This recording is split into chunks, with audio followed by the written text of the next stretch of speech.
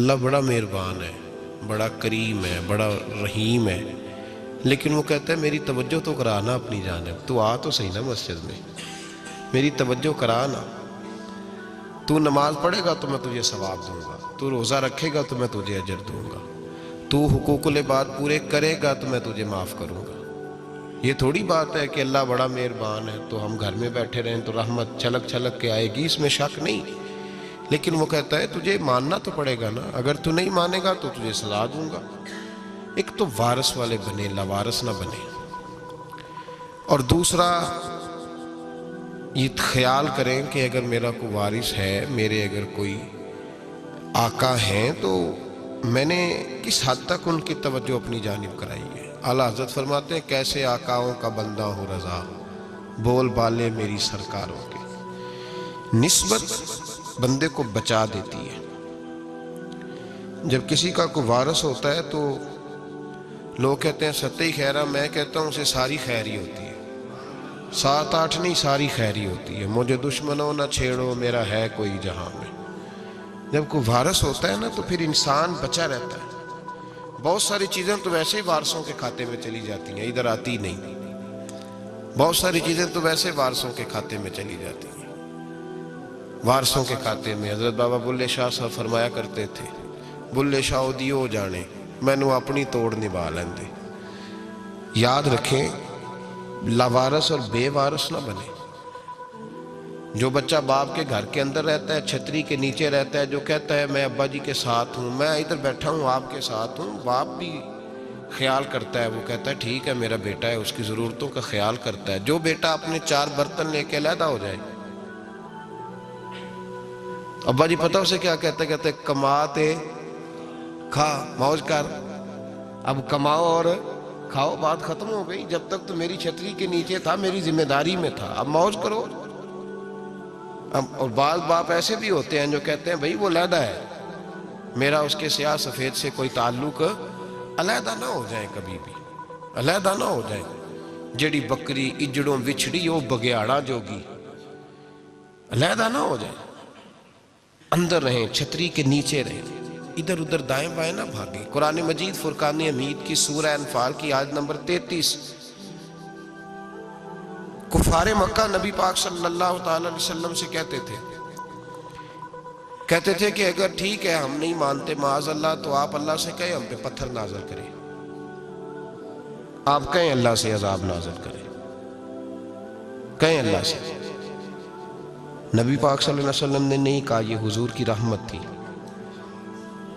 حضور نے کہا ہی نہیں کہ یا اللہ تو نازل فرما پتھر۔ کافر کہتے تھے کہیں اللہ سے پتھر نازل کرے، تو اللہ پاک نے سورہ انفال کی آیت نمبر 33 میں فرمایا محبوب وما کان اللہ لیعذبہم وانت فیہم، اللہ کا کام ہی نہیں انہیں عذاب دے، اللہ کا کام ہی نہیں، محبوب میری رحمت کو گوارا نہیں، کیسے عذاب دوں، وانت فیہم، تو جو ان کے درمیان موجود ہے۔ محبوب جب تک تو مکے میں موجود ہے، مدینے میں موجود ہے، میں انہیں عذاب نہیں دوں گا، یہ مانگیں گے بھی تو میں انہیں عذاب، اللہ تو کافر کو عذاب نہیں دیتا مصطفیٰ کی برکت سے، اللہ تو کافر کو۔ بلکہ ایک نکتہ ہمارے مفسرین نے بیان کیا ہے، نبی پاک صلی اللہ علیہ وسلم طائف تشریف لے گئے تو حضور سید عالم صلی اللہ علیہ وسلم نے ان کو تبلیغ کی، انہوں نے جواب میں پتھر مارے، حضور کو لہو لہان کر دیا، حضور واپس تشریف لائے۔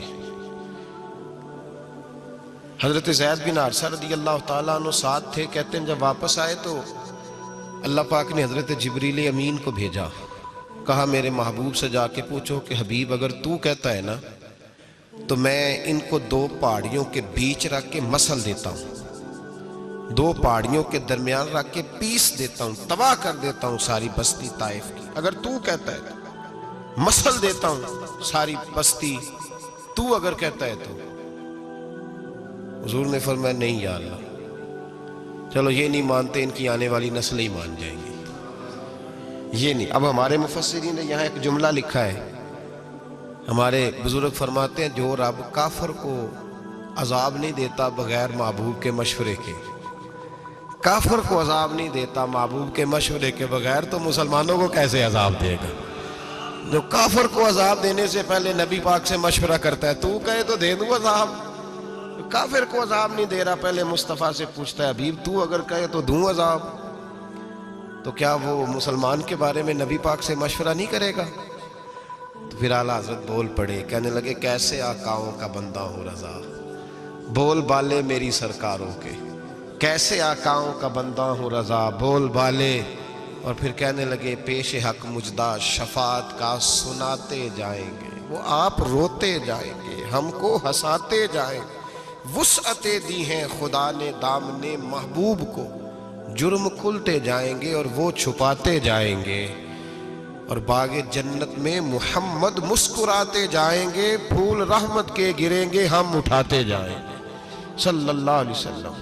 تو یاد رکھیں جب کوئی وارث ہوتا ہے تو وہ بچاتا ہے، وہ دفاع کرتا ہے، آگے کھڑا ہو جاتا ہے، کہتا تو میرے ساتھ بات کر، بچے کو چھوڑ، میرے ساتھ بات کر، وہ سامنے۔ اور ویسے بھی بندہ غیور ہوتا ہے، یار مجھے زیادہ تو نہیں، چلے میں اتنا سیانہ تو نہیں، اتنا مجھے ضرور پتہ ہے کہ چھوٹے بھائی کو خود رکھ کے نہ کئی دفعہ بندہ ٹانگوں کے نیچے تو ٹھڈوں اور مکوں سے پھینٹی لگاتا ہے، ناک سے خون بھی نکال دیتا ہے اپنے بھائی کو، لیکن گلی میں اگر کوئی اور تھپڑ مارے تو بندہ کہتا ہے تیری طاقت کیسے ہوئی، میرے بھائی کو ہاتھ لگایا تو نے، تیری جرت کیسے ہوئی؟ ڈنڈا لے کے بندہ اپنے بیٹے پہ سارا ڈنڈا ہی توڑ دیتا ہے مار مار کے، تو غلط کام کرتا ہے۔ باہر اگر کوئی میلی آنکھ سے دیکھے، میلی آنکھ، وارث جیندے ہون تے بوٹے سکدے نہیں، جب کوئی وارث ہوتا ہے تو کہتا ہے نا بھائی نا، سوال ہی نہیں پیدا ہوتا، ہو ہی نہیں سکتا۔ میرے حضرت صاحب فرمایا کرتے تھے ہم تو ان وارثوں کے ماننے والے ہیں کہ جب قبر میں جاتے ہیں تو وارث سراہنے آ کے کھڑے ہوتے ہیں، کہتے ہیں یا رسول اللہ یہ آپ کے دروازے کا غلام ہے، میں نے خود بازو پکڑ کے غلام بنایا ہے۔ یہ کیسے ہو جاتا ہے؟ وہ وارث آ کے کھڑے ہو جاتے ہیں خود۔ اور میں نے کئی دفعہ سنائی یہ بات، مولوی اشرف علی تھانوی نے لکھا ہے، غوث اعظم رضی اللہ تعالیٰ عنہ کا دھوبی کپڑے دھوتا تھا، فوت ہو گیا تو قبر میں فرشتے نے آ کے پوچھا من ربو کا، کہنے لگا جی میں تو عبد القادر جیلانی کا دھوبی ہوں۔ پھر پوچھا ماں دینو کا، کہنے لگا ساری زندگی غوث کے کپڑے دھوئے، میں اس کے کپڑے دھوتا رہا ہوں۔ اس نے کہا میں رب اور دین پوچھتا ہوں تو عبد القادر کا بتاتا ہے۔ مولوی اشرف علی تھانوی کہتے ہیں کہ حضرت غوث اعظم رضی اللہ تعالیٰ عنہ خود قبر میں آئے اور کہنے لگے تمہیں سمجھ نہیں آ رہی، تمہیں بتا تو رہا ہے کہ عبد القادر کے تو کوئی دروازے کے پاس سے گزر جائے تو اسے خدا یاد آ جاتا ہے، اس نے تو ساری زندگی کپڑے دھو کے دیے ہیں، اسے نہیں پتا خدا کا۔ کیسے آقاؤں کا بندہ ہوں رضا، بول بالے میری سرکاروں کے۔ کوئی وارث ہوتا ہے جب کوئی تیرا وارث ہوتا ہے پھر تو بہت ساری ذمہ داریاں ویسے وارث کی ہوتی ہیں۔ جب کوئی تیرا وارث ہوتا ہے لاوارث بن کے زندگی نہ گزارے۔ ہم نے کسی کو وارث بنایا ہی نہیں، بیعت بھی رسمی، عقیدت بھی رسمی، ارادت بھی رسمی، رسم ہی رسم، نام لکھوانے کے لیے بس کہہ دیا فلاں جگہ ہے۔ او بھائی جب کوئی وارث ہوتا ہے تو پھر حالات بدلے ہوئے ہوتے ہیں، پھر مزاج بدلے ہوئے ہوتے ہیں۔ حضرت مرزا مظہر جانا فرماتے ہیں کہ بارش ہوئی تھی تازی دلی میں تازی بارش ہوئی تھی، ایک بابا لکڑی کے جوتے پہنے کھڑا ہوں، اللہ اللہ اللہ، اسی کسے دے کچھ بھی نہیں لگ دے نہ کوئی ساڈا دردی۔ بابا مست ہو کے جا رہا، اللہ اللہ کرتا جا رہا۔ ایک طوائف اپنے کوٹھے سے اتر کے تو سیڑھیوں پہ بیٹھی تھی، ساتھ اس کا یار بھی بیٹھا تھا، بابا اپنی مستی میں جا رہا ہے۔ تو بابا جی کے پیروں سے کچھ مٹی اڑی تو اس عورت کے کپڑوں پہ پڑ گئی، پرواہ نہیں، بزرگ گزر رہے، وہ یار اس کا دوڑا ہوا آیا، اس نے آ کے تھپڑ مارا، کا خیال نہیں سارے اس کے کپڑے آلودہ کر دیے، تو کدھر تیرا دماغ نہیں ٹھیک؟ بابا نے نظر اٹھائی، کہا بیٹے میں نے دیکھا نہیں، چل اللہ تیرا بھلا کرے، تو نے بدلہ لے لیا۔ بابا جی چپ کر کے وَإِذَا خَاطَبَهُمُ الْجَاهِلُونَ قَالُوا سَلَامًا، چپ کر کے گزر گئے۔ ٹھنڈ کا موسم تھا، بارش تازہ ہوئی تھی، حلوائی دودھ کاڑ رہا تھا، اس نے بٹھایا بابا جی کو پھٹے پہ، پیالہ پکڑا، دوڑ کے آگے بڑھا، بزرگ آ گئے، آئیے بیٹھیے، دودھ کا گرم پیالہ شکر ڈال کے دیا، بابا جی نے دودھ پیا، پھر نظر جھکی، پھر رنگ بدلا، کہنے لگے مالک تو کتنا بے نیاز ہے، کہیں تھپڑ مرواتا ہے کہیں دودھ پلاتا ہے، تیری بے نیازی ہے نا، ادھر تھپڑ مروایا یہاں دودھ پلایا، تو ہی جانتا ہے تیرے رنگ کیا ہے۔ ابھی بابا وہیں بیٹھا تھا، دوڑے آئے پیچھے سے لوگ، شور ہوا، بابے کو دبوچ کے وہاں لے گئے جہاں اس نوجوان نے تھپڑ مارا تھا، کہا تو اللہ کا بندہ ہے، اللہ کے بندے بد دعا تو نہیں دیتے. ہوا کیا؟ کہ تو نے بد دعا دی ہے؟ کہا نہیں دی، بات بتاؤ. کہنے لگے اس نے تجھے تھپڑ مارا ہے، چھت پہ چڑھا ہے، پیر پھسلا ہے، گردن کے بل گرا ہے، منکا ٹوٹ گیا، مر گیا ہے، تو نے بد دعا دی ہے. بابا جی کہنے لگے یار میں نے تو دوسرا لفظ بھی نہیں کہا، بھلا ہو کہہ کے گزرا ہوں، میں نے نہیں بد دعا دی. کہ تو نے دی ہے تبھی تو مر گیا. کہا نہیں دی. کہا بابا تو بزرگ آدمی ہے، سچ بول. تو بابا جی کہنے لگے سچ سنو. پھر میں آ رہا تھا، میرے پیروں سے مٹی اڑی، اس کے یار کے کپڑوں پہ پڑی، اسے برا لگا، اس نے مجھے مارا. جب اس نے مجھے مارا تو میں کوئی لاوارث تو نہیں تھا. جب اس نے مجھے مارا تو میں کوئی لاوارث تو نہیں تھا. مجھے دشمنوں نہ چھیڑو، میرا ہے کوئی جہاں میں ابھی پکار لوں گا، نہیں دور ہے مدینہ. اس نے مجھے مارا تو میں کوئی لاوارث تھا کہ میرا بدلہ کوئی نہ لیتا. اس نے مجھے مارا ہے تو میرے یار کو برا لگا ہے تو اس نے اسے مار دیا ہے، میری تو غلطی کوئی نہیں. یاروں کا جھگڑا ہے، یہ تو دوستوں کا جھگڑا ہے، یہ تو یاروں کا جھگڑا ہے، کوئی غلطی نہیں میری، کوئی غلطی نہیں. خش خش جنہ قدر نہیں میرا، اے میرے صاحب نو وڈیائیاں، میں تے گلیاں دا روڑا کوڑا، میں گلیاں دا روڑا کوڑا. میں نو محل چڑھایا ہے سائیاں، میں نو محل چڑھایا ہے سائیاں. فرمایا اس نے مجھے لاوارث سمجھا تھا کہ تھپڑ مار کے گزر جائے، میرا کو پوچھے گا ہی نہیں. میرے رسول پاک علیہ السلام کے بارے میں رب فرماتا ہے ابھی میں تو تیرے ہوتے ہوئے کافر کو سزا نہیں دیتا کہ تو موجود ہے. یاد رکھیں حضرت فضیل بن عیاض فرماتے ہیں ایک جوان تھا، مسجد میں آیا، لوگوں سے کہنے لگا روٹی کھلاؤ. کسی نے توجہ نہ کی. اس نے کہا میں رب بتانے والا ہوں، میری طرف دیکھو تو صحیح. کسی شخص نے خیال ہی نہ کیا. پھر اس نے کہا یار تھوڑا سوچو. نمازیوں سے کہا، اہل علاقہ سے کہا، انہوں نے کہا تیری طرح کے بڑے درویش دیکھیں. مسجد کے محراب میں وہ رب کریم کا بندہ انتقال کر گیا. جب فوت ہو گیا نا، لوگوں کا مزاج ہے بیمار کو دوائی نہیں دیتے، جنازے پہ وقت پہ پہنچ جاتے. جب کوئی گر رہا ہوتا ہے تو سہارا کوئی نہیں دیتا، جب کوئی گر جاتا ہے ٹانگ ٹوٹ جاتی ہے تو تیمارداری کو زمانہ پہنچ جاتا ہے. اور بزرگ وہ نوجوان اللہ کا نیک بندہ مسجد کے محراب میں فوت ہو گیا. حضرت فضیل ابن عیاض کہتے ہیں امام صاحب نے اعلان کیا چندہ دو، کوئی لاوارث فوت ہو گیا، کفن دینا. چندہ کٹھا ہوا، کفن خریدا، جنازہ پڑھا، عشاء کے بعد دفن کر کے آئے. فجر کی نماز کے لیے جب امام اور مؤذن مسجد میں آئے تو چیخیں مارنے لگے، تڑپنے لگے، دور دور تک آوازیں پھیل گئی. دنیا دوڑی آئی، کیا ہوا؟ کہنے لگے وہ جو تم نے کفن پہنایا تھا وہ یہاں پڑا ہوا ہے، اور دیکھو کفن پہ تحریر لکھی ہے. تحریر کیا ہے؟ عرش کے مالک نے فرمایا میرے دوست نے روٹی مانگی تم نے دی نہیں، اس نے تمہیں میرے قریب کرنے کے لیے اپنی طرف توجہ کرائی، تم نے کی نہیں. اور میرا یار تمہارے کفن کا محتاج تھا، سنبھال کے رکھو اپنا کفن، میں نے اسے جنت کا لباس عطا فرما دیا، سنبھال کے رکھو. یہ کوئی لاوارثوں کا ٹولہ ہے؟ یاد رکھیں جو وارث والے ہیں، وارث والے ان کا رنگ اور ہے، جو ماننے والے ہیں ان کا مزاج اور ہے. اپنی زندگی لاوارثوں کی طرح نہیں گزارے، تھوڑا سا ادھر گیا تھا تو پھر تھوڑا سا ادھر گیا تھا تو تھوڑا سا. یہ کیا بات ہے؟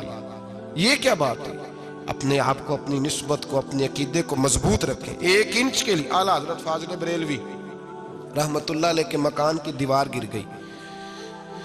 ایک کونا مکان کا، آپ جانتے ہیں پرانی دیواریں چھوٹی ہوتی تھی اور بارشوں میں اکثر گھروں کی دیواریں گری ہوئی ہوتی تھی. ایک سائیڈ کی دیوار گر گئی تو اس کونے میں ہندوؤں کا گھر تھا.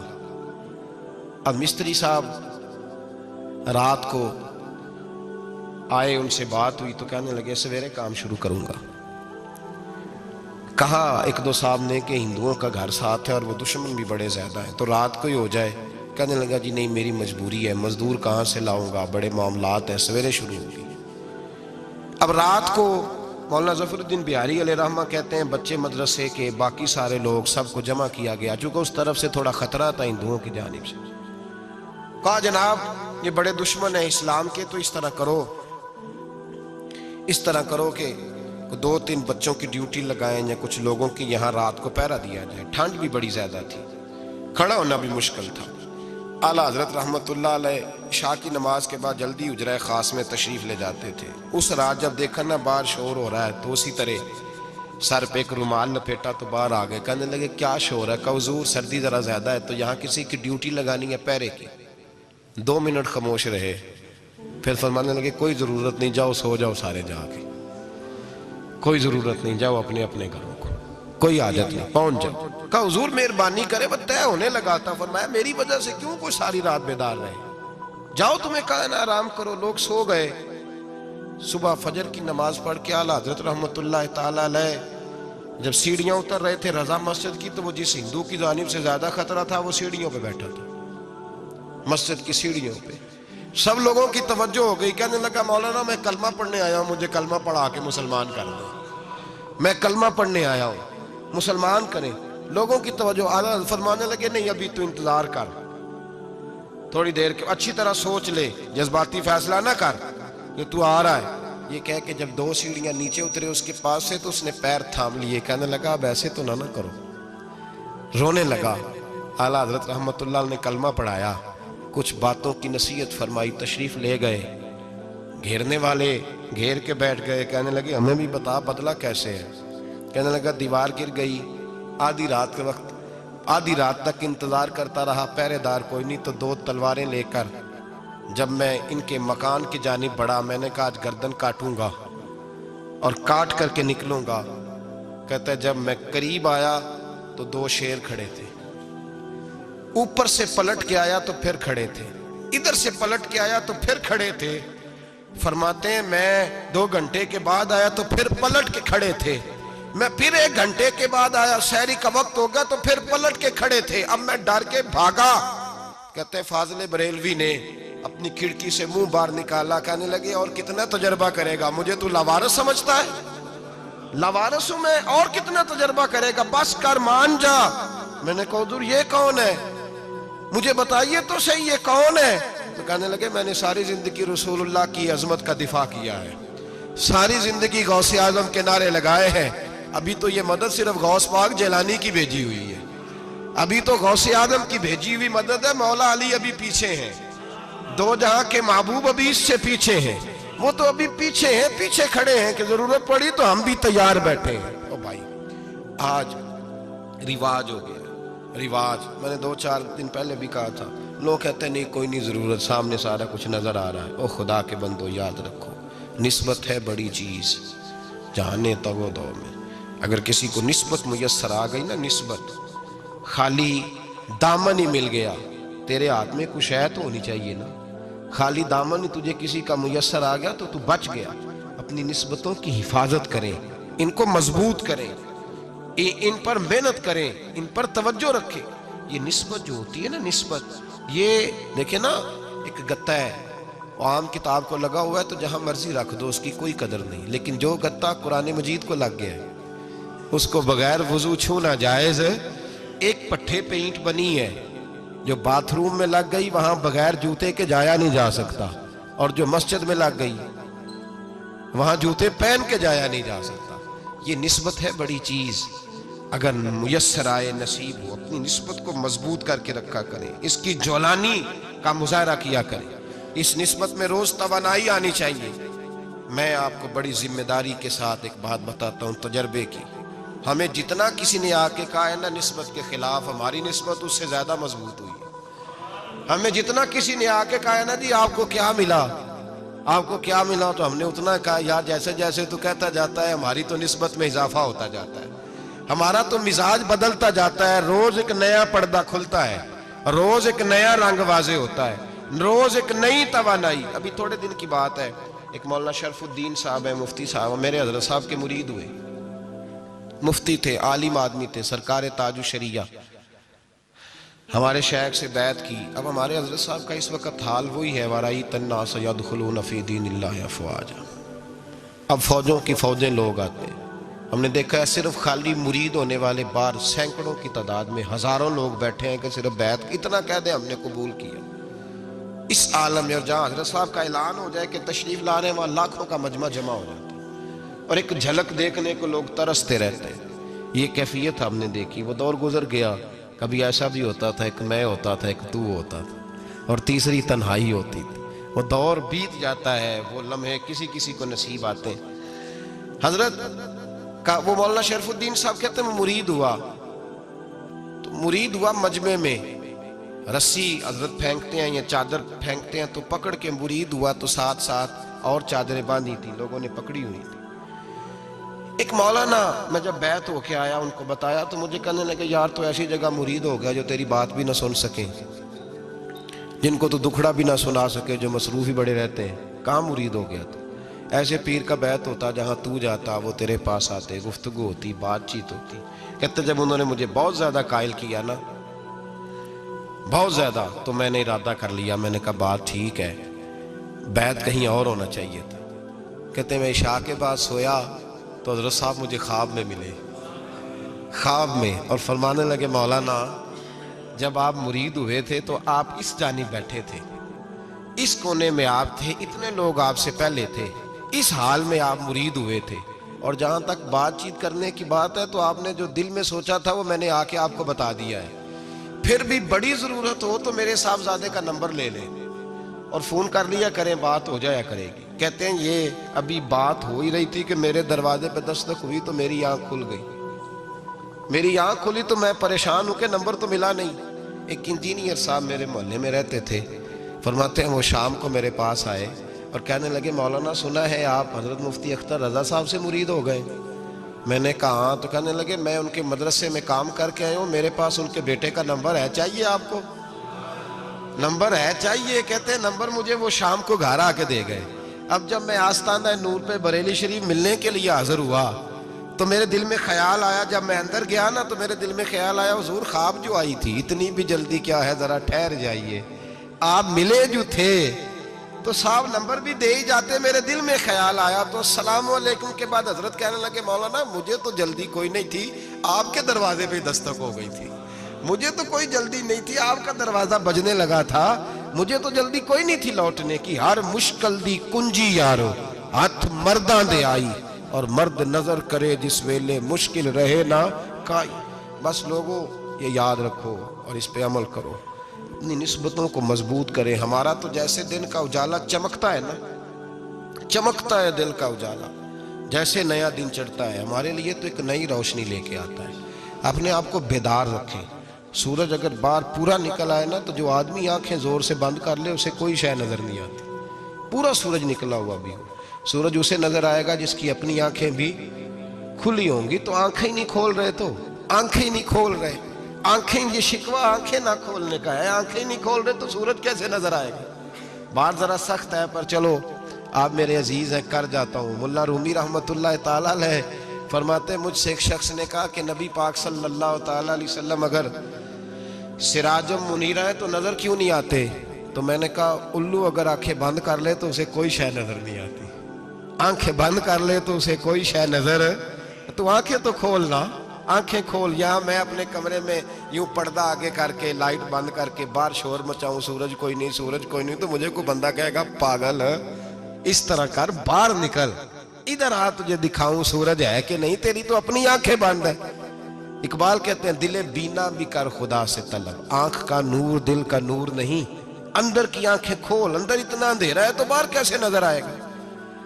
तो लोग आंख ही नहीं खोलते, दाएं बाएं देखते रहते हैं। निस्बत को मजबूत करें। रब तो फरमाता है हबीब तू मौजूद है तो मैं काफिर को भी अजाब नहीं देता। अब यहाँ खालिस निस्बत का बयान है, खालिस, ये नहीं फरमाया कि हबीब इनके अमल अच्छे हैं तो मैं अजाब नहीं देता, ये नहीं फरमाया कि हबीब यहाँ खाना काबा है तो मैं अजाब नहीं देता, निस्बत की बात फरमाई, निस्बत की। ये नहीं फरमाया कि हबीब यहाँ रोज तवाफ होता है तो अजाब नहीं देता, यहाँ तिलावत होती है तो फरमाया हबीब तू है, तू है, इसलिए मैं इन्हें अजाब।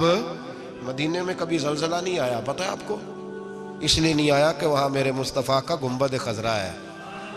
कोई फसल वो बीजते नहीं, कोई फसल बोते नहीं, वो कोई फसल भी, लेकिन दुनिया की हर शय आपको मदीने में मिलती है। जो सबसे अच्छा फल खाना चाहे उसे मदीने में जाकर मिलता है, इसलिए कि वहाँ गुंबद खजरा की हरियाली मौजूद है। दुनिया की हर नेमत मिलती है इसलिए कि गुंबद खजरा जो मौजूद है।